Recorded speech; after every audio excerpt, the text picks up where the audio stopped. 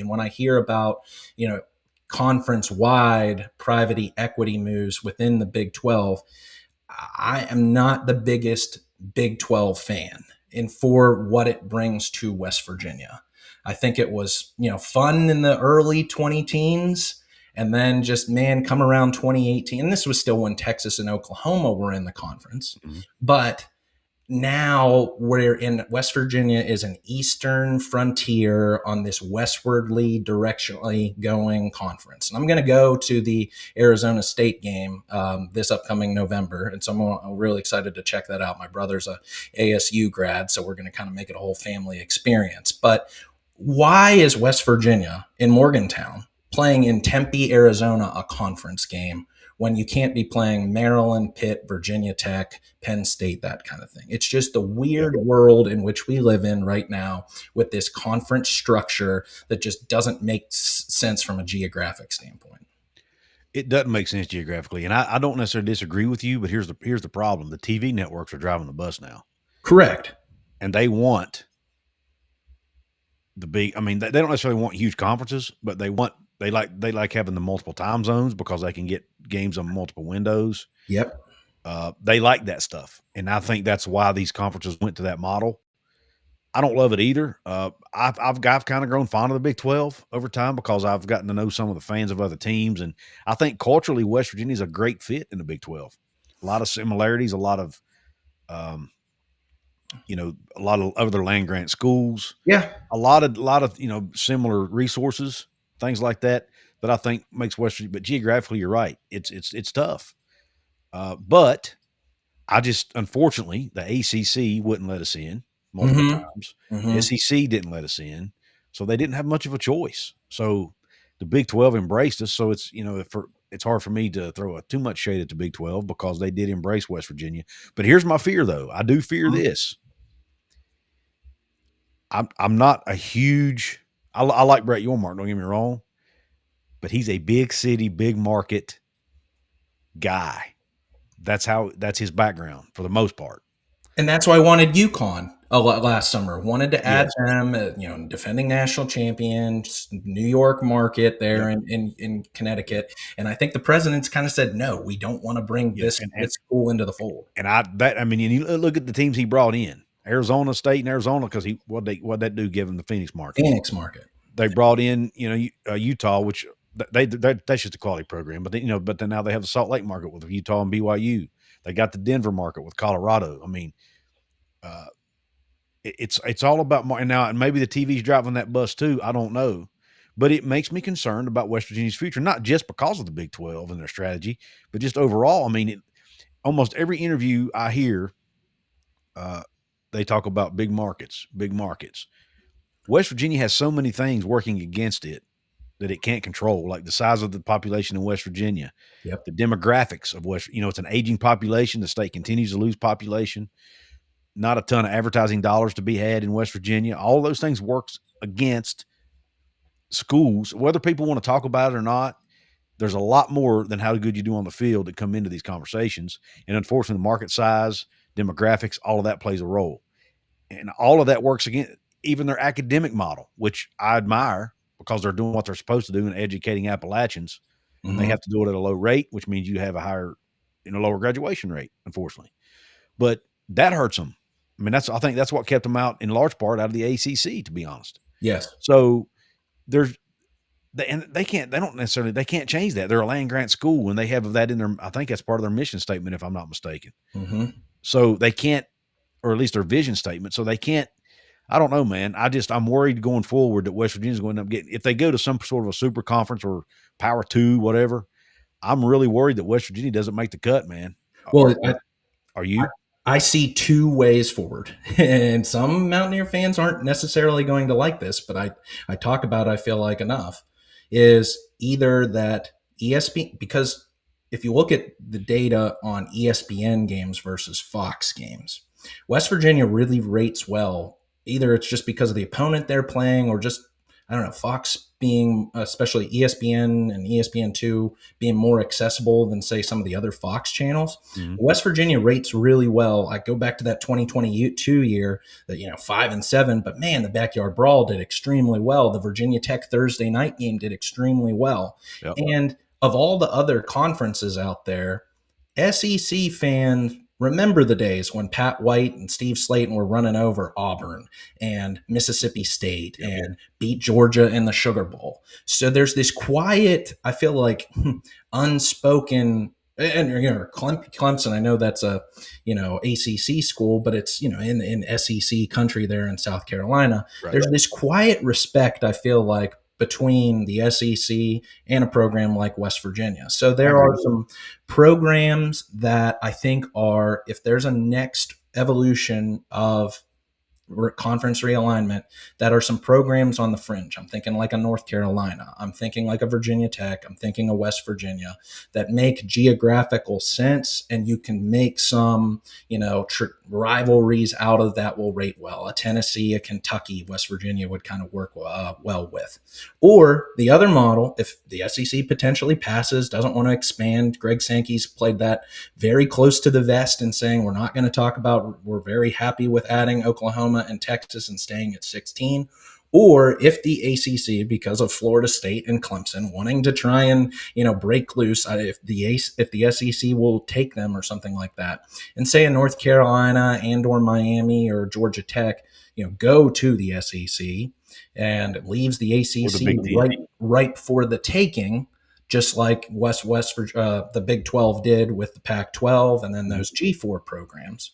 G5 programs, then maybe a Louisville, maybe a Virginia Tech, maybe a Pitt, West Virginia or the Big 12 can look at that and then kind of go to like a pods, divisions kinds of systems. Right. So you're not sending out a West Virginia to a Tempe, Arizona, or a Provo, Utah, at least on the regular, and kind of come up with that kind of mixed schedule.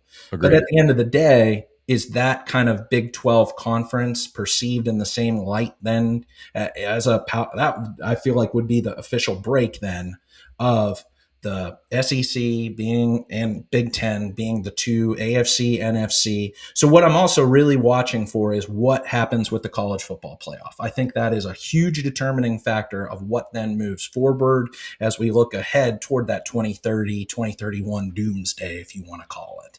So that's where I actually, if we want to get into this topic, listening to that Three Guys Before the Game podcast, listening to Ren Baker talking about where his head was in talks about that college football playoff.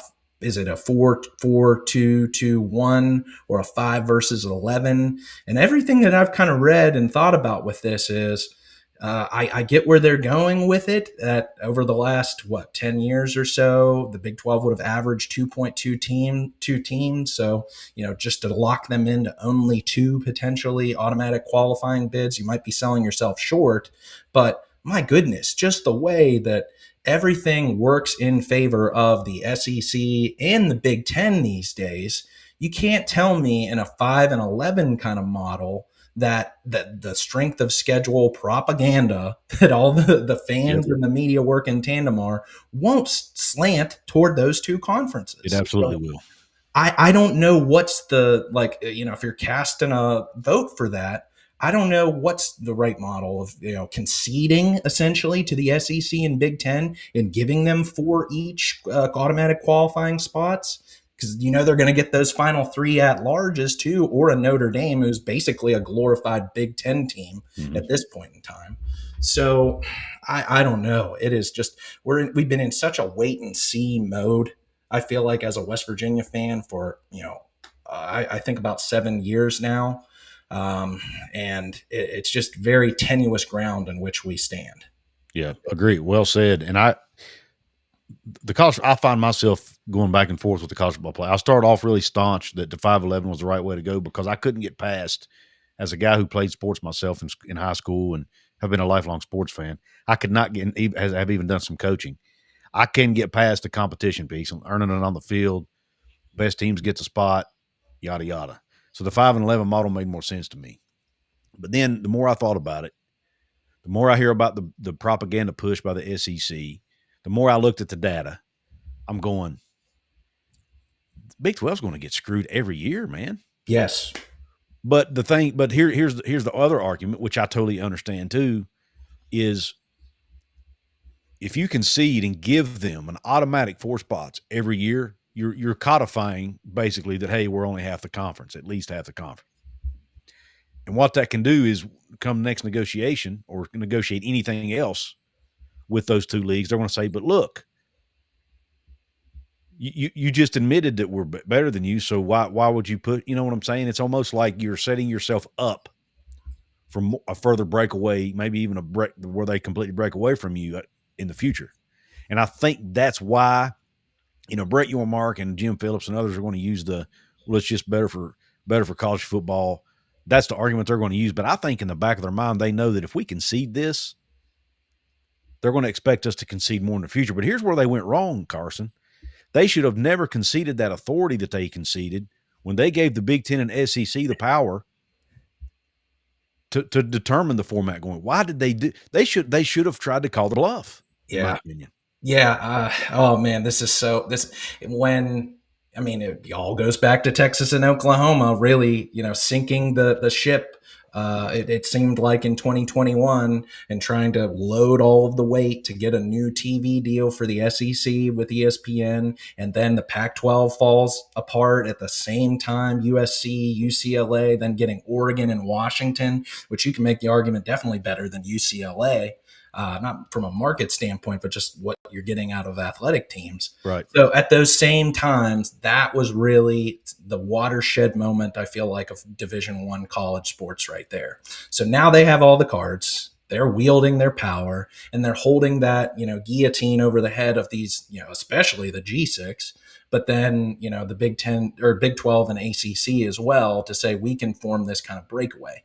So, but if that happens, even if that happens, there's not a world in which we live in which a Vanderbilt and a Rutgers are still as perceived better than a Clemson, a West Virginia, Oklahoma State, Miami, etc.